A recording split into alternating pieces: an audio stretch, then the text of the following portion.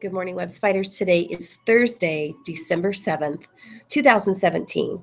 And I don't know if you guys are aware of the importance of the date, December 7th, but we're going to have some third graders join us in the studio in just a few minutes in honor of Pearl Harbor Day. So they're going to give us lots of information and history and background so that you understand the importance of this day for the United States and from a historical standpoint.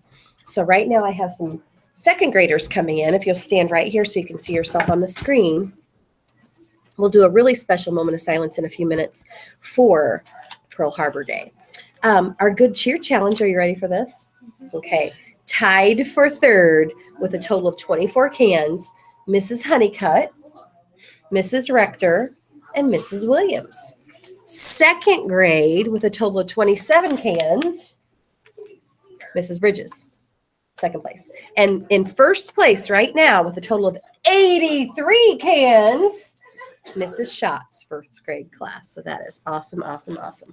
Let me do some bucket filling. I see some of my third graders coming in. They can come on into the studio right behind these second graders for right now. Brittany Gerhart, this is a bucket filler that goes out to you from Mrs. Williams. Brittany is an amazing sister to her brother, Tristan. She makes sure he has everything he needs and that he is safe on the bus every day.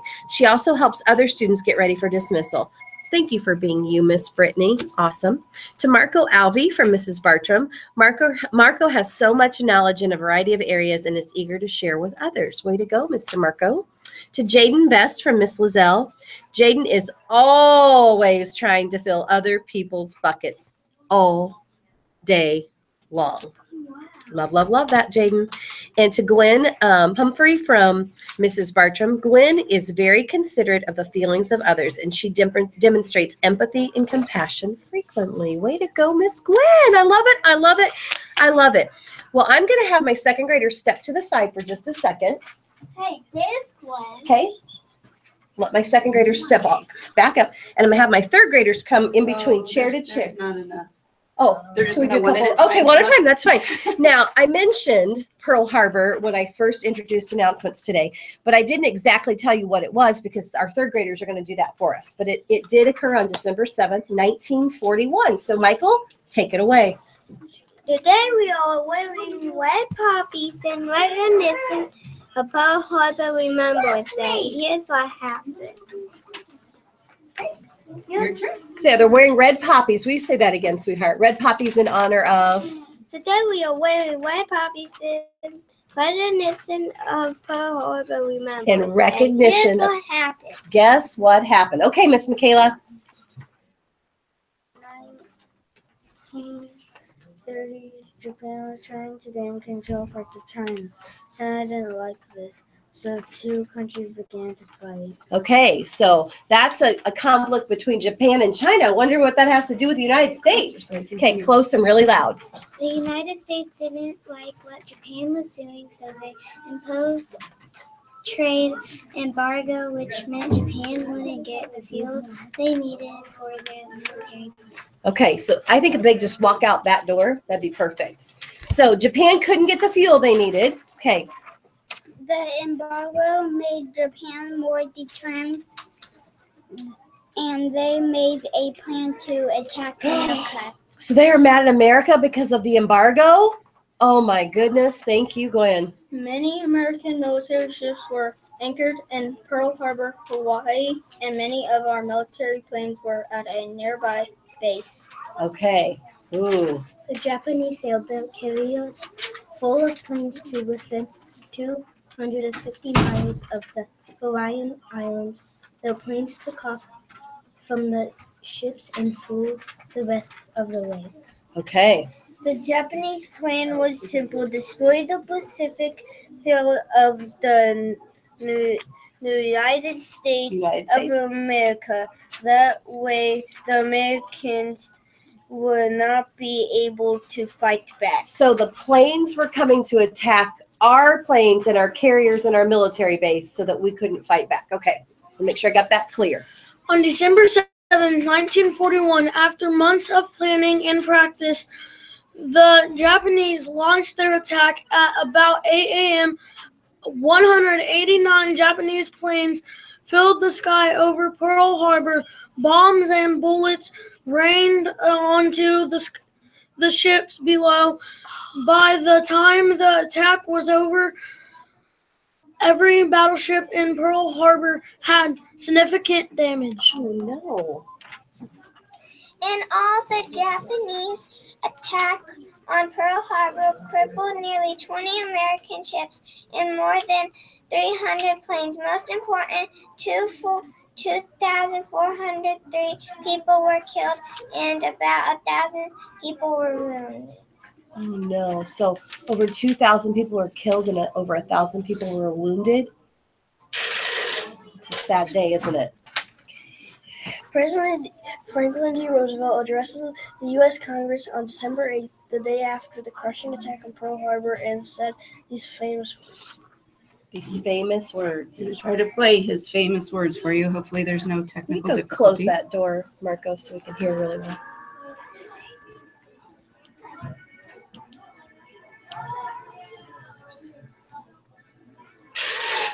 Yesterday, December 7th, 1941, a date which will live in infamy. The United States of America was suddenly and deliberately attacked by naval and air forces of the Empire of Japan. After the Pearl Harbor attack, America entered World War II. During the war, over 60 million Americans served the United States Armed Forces, with 405,399 killed in action and 671,278 wounded. In the years since Pearl Harbor, Japan and the United States have become friends or allies. So when I hear this, that tells me over 1 million people that served for the United States Armed Forces were either killed or injured during this war. Yep. That's a pretty costly war when we lose that many lives, isn't it? But since that time, America and Japan have become friends. And another word for friends was allies? Mhm. Okay. Wow. Okay. Thank you so much for sharing. If my second graders will join me. At this time, we are going to stand for a moment of silence. And I want you guys in your moment of silence today to think about our attitude of gratitude. We need to be grateful for all the people that served in the armed forces, Army, Navy, Air Force, Marines, National Guard, because they keep us safe, don't they, to the best of their ability, so that we can go to school every day and to the store and play in a park and no one is attacking us, right? Even my Uncle Steve is in the Oh, that's My awesome. So at this time, if you will stand and have a moment of silence, remembering all the things you're grateful for, but especially our armed forces for protecting us on days like today.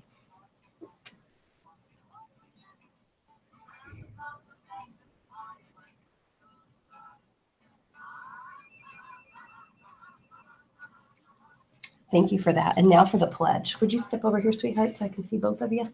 Will you hold that? Tell us who you are, what class you're from, and then we'll do our pledge. Go ahead. I'm Haley Griffin from Miss Honeycutt's. I'm Luke Gregory from Miss Honeycutt class. I'm Russ Bullock from Miss Honeycutt's class. I'm Gavin Love from Miss Honeycutt's class. I'm Andrew Joseph from Miss Honeycutt's class. Okay, and let's do our pledge. Make sure it's your right hand, guys. It's the one on this side, and it goes on your heart. Yep, perfect. The other one, Gavin. The other one. There you go, Andrew. Here, nope.